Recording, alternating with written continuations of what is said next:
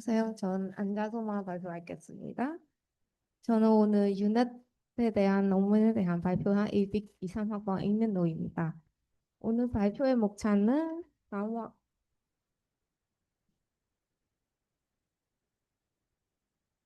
다음과 같이 이렇게 되어 있고, 먼저 이 논문이 왜 필요했는지의 배경부터 설명해 드리겠습니다.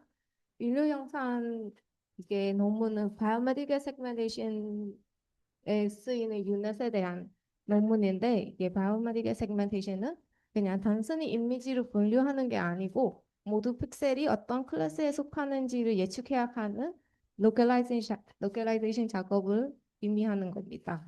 그래서 예를 들면은 현미경 이미지에서 세포 경계가 정확히 어디에 있는지를 찾는 거나 아니면 mRNA에서 종양의 영역을 픽셀 단위로 추출하는 것을 그게 바이오메디컬 세그멘테이션이고요. 근데 여기에 문제가 크게 세 개로 있어요. 네, 첫 번째 문제는 데이터 부족입니다. 인류 영상은 전문의의 직접 이노테이션이 있어야 되기 때문에 학습 데이터가 수십 장 수준에 불과할 경우 이게 이노테이션이 어려우면서 데이터 부족 문제가 생기고 두 번째 문제는 픽셀 단위 정확도입니다.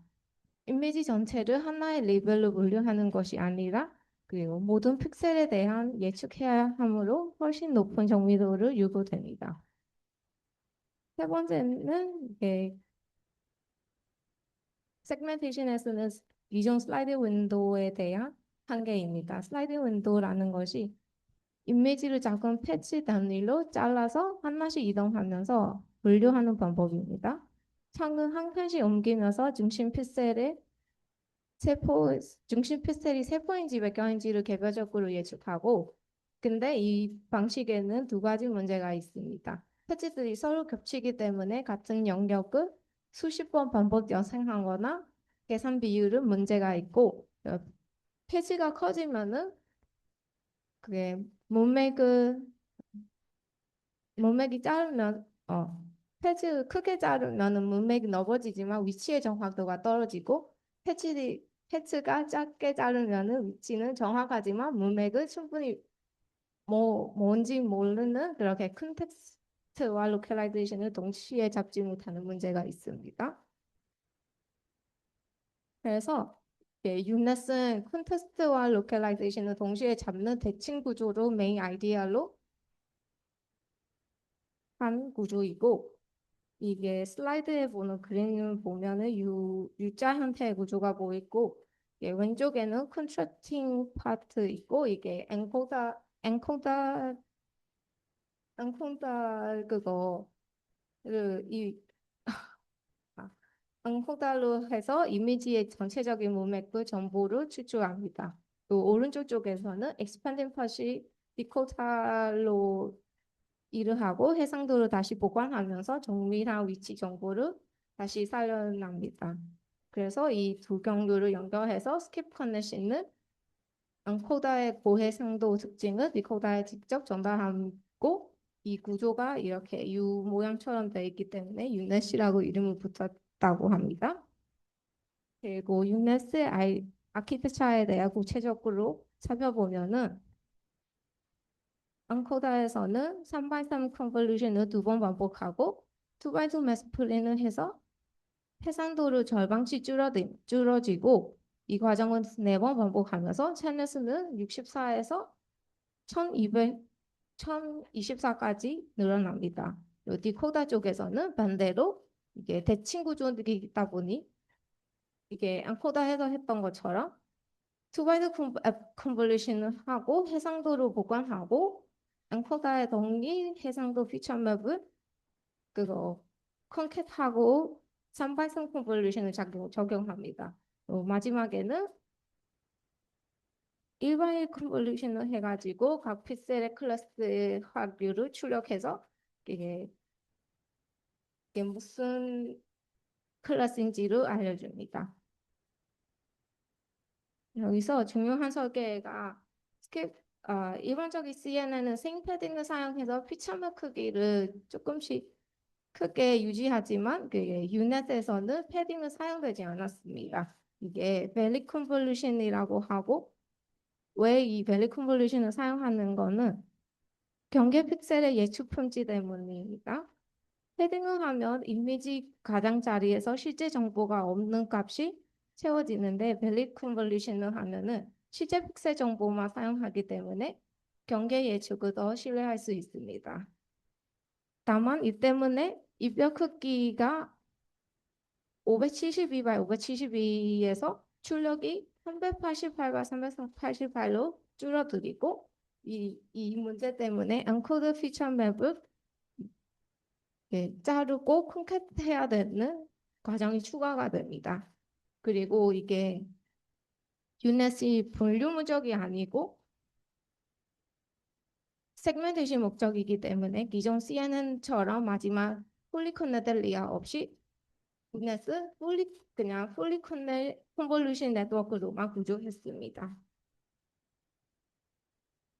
그리고 풀리 컨네션 그 유넷에서는 스킵 컨네션을 사용했다고 하는데 이게 원래 있었던 풀리 컨볼루션 네트워크의 스킵 컨네션과는 다른 구조를 사용했습니다. 원래 있던 스킵 컨네션은 BGG 같은 분류 CNN에서는 세그멘테이션 용어로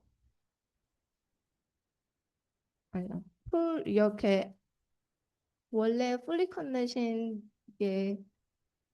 풀리 컨볼루션 네트워크에서는 이런 스킵 컨네션을 사용하는데 이게 풀3, 풀4 피처를 그냥 각각 앱샘플링 한 뒤에 더 썸을 해가지고 하는 스킵 컨네션인데 이 방식에서는 두 가지의 문제가 있는데 첫 번째는 피처면서 더 하고 값들이 섞이기 때문에 일부 정보가 손실될 수 있고 그리고 디코더 구조가 상대적으로 단순하고 비대칭적이다는 문제가 있었습니다. 그래서 유넷에서는 이게 더스텀이 아닌 채널 방향으로 이어붙은 콘캣 방법을 사용했습니다. 이게 엔코더에서 오는 피처 맵이 256 채널이면은 디코더의 앱샘플 피처가 256 채널이라면 이게 둘을 합친 콘텐츠 후에는 522 채널이 됩니다.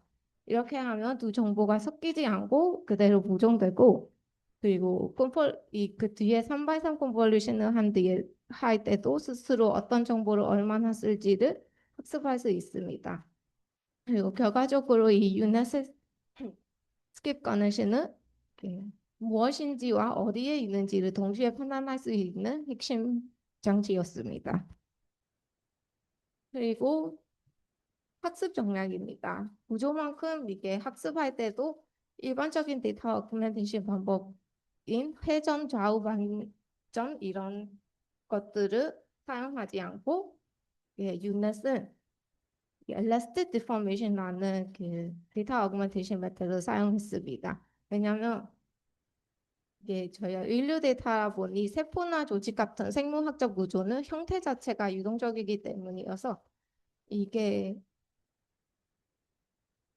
세포들을 이렇게 현미경으로 찍으면은 세포막이 늘어나거나 찌그러지는 미선형적인 방향이 자연스럽게 나타나기 때문에 이거를 단순한 회전이나 이동구로 생물학 방향으로 반영하기 못합니다. 그래서 이 엘라스틱 디포메이션은 선발상 격자의 랜덤 범위 베타를 생성하고 가우시안 피탈로 스무딩해서 병행한 뒤에 이거를 픽셀 재배치하는 방법이기 때문에 학습 데이터 이게 윈도우 데이터로 되어 있는 이게 어그멘테이션 메터드 중에 제일 잘 사용하고 있다고 그리고 이 덕분에 이게 인류 데이터의 작은 데이터 학습 데이터만으로 높은 결과를 달성할 수 있다고 논문에 나왔습니다.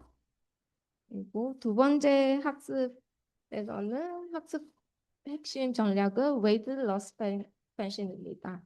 세포처럼 서로 붙어 있는 객체는 정확히 분리하는 것은 매우 어려웠기 때문에 이를 세포 사이의 얇은 경계에는 모델을 놓치기가 쉽습니다. 그래서 이를 해결하기 위해 논문은 웨이트 맵 수식을 설계했습니다. 여기 있는 수식을 보면은 D1과 D2는 각각 가장 가까운 세부 경계와 두 번째로 가까운 세부 경계까지 거리입니다. 그래서 두 세포가 서로 붙어 있을수록 모델이 세포 사이에 D1하고 D2, D1 플러스 D2가 작아지고 익스포넨셜 D1, D2가 작아지고 익스포넨셜 값이 커져서 이 경계 픽셀 러스 가중치가 높아집니다. 그러면은 모델이 세포 사이에 얇은 경계로 틀리면은 더 크게 벌주하는 그런 구조입니다. 클래스 불균형 보장에서는 웨이트 WC에다가 항이 당당하면 하이퍼파라미터는 W0가 10이고 이게 여기 시그마는 5 정도 픽셀을 주고 이게 인스턴트 세그멘테이션은 아니지만 이 정략으로는 세 분 중에 이렇게 경계를 분리할 수 있는 성능을 크게 향상시켰습니다.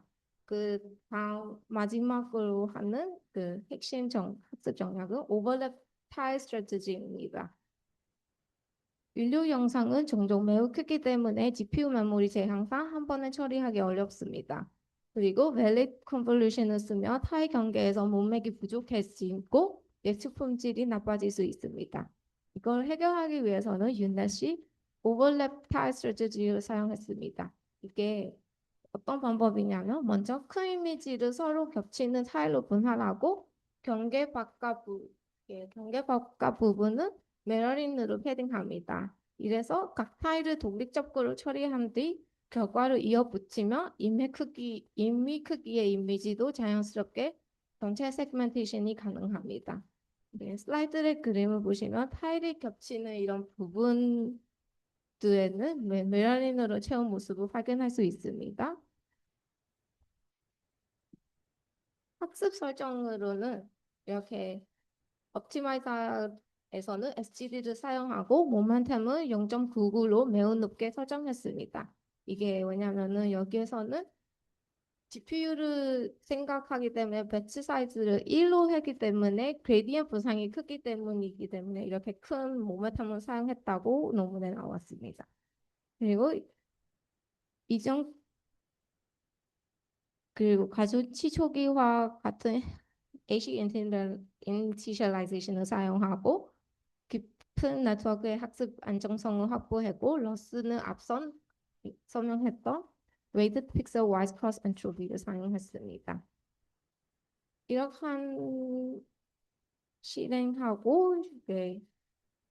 첫 번째로 ISBI 세그멘 EM 세그멘테이션 챌린지에서 단 30장의 학습 데이터만으로 이렇게 수타를 등등하거나 그 이상의 성능을 기록하고 두 번째로는 새 트래킹 챌린지에서는 압도적인 성능 차이를 보였습니다.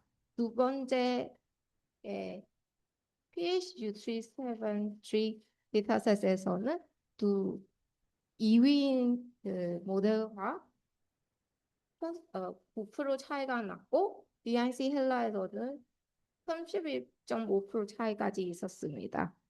이게 작은 데이터의 환경에서도 이 정도 성능 차이는 단순히 구조 개선을 넘어서 구조와 학습 정략이 함께 시너지를 결과라고 생각합니다. 결론으로 유넷이 잘 작동하는 이유는 6가지 분석 요소의 시너지 때문입니다.